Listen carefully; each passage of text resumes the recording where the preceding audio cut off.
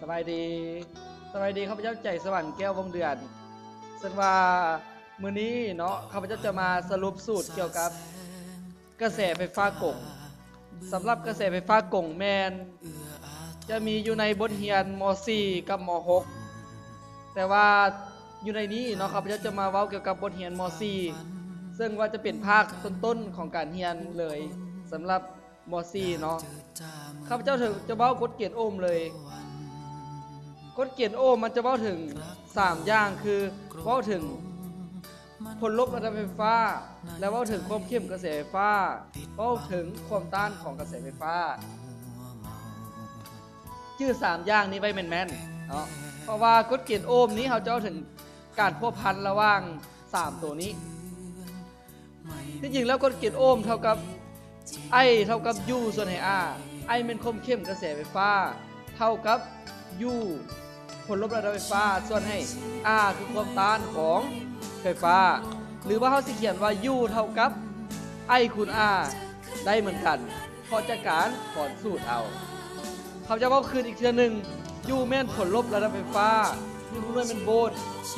I แม่นความเข้มของกระแสไฟฟ้ามีหูหน่วยเป็นแอมแปร์R แม่นความต้านของวงจรไฟฟ้ามีหูหน่วยเป็นโอห์มนี่โอห์มตามเมาเลย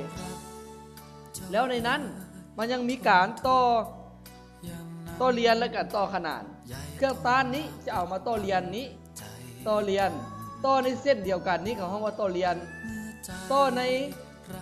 แยกกัน2เส้นแบบนี้เขาห้องว่าต่อขนานอันนี้เป็นรูปสัญลักษณ์อันนี้เป็นรูปตัวจริงเลย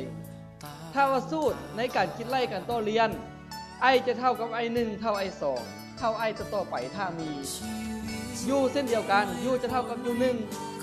บวก U2 บวก U ต่อไปถ้ามี2ตัวคือบวก2ตัวเลย R เส้นเดียวกันตามนี้เลย R เท่า R1 บวก R2 แล้วในการต่อขนาน I จะเท่ากับ I1 บวก I2 และบวก I ต่อไป U จะเท่ากับ U1 เท่า U2 เท่า U ต่อไป R นี้พิเศษจะแม่น1ส่วน R เท่า1ส่วน R1 บวก1ส่วน R2 เราให้ข้อสังเกตคือว่าถ้าจื้อแต่การต่อเรียนการต่อขนานก็ต้องจื้อคือมันกงกันข้ามกันแนมเบื้องนี้ I เท่ากับ I1 เท่า I2 เบื้องนี้ I เท่า I1 บวก I2 มันกงกันข้ามกันให้ข้อสังเกตเนาะอันนี้ข้าพเจ้าสรุปสูตรคนไหนได้ฟิสิกส์แล้วก็จะได้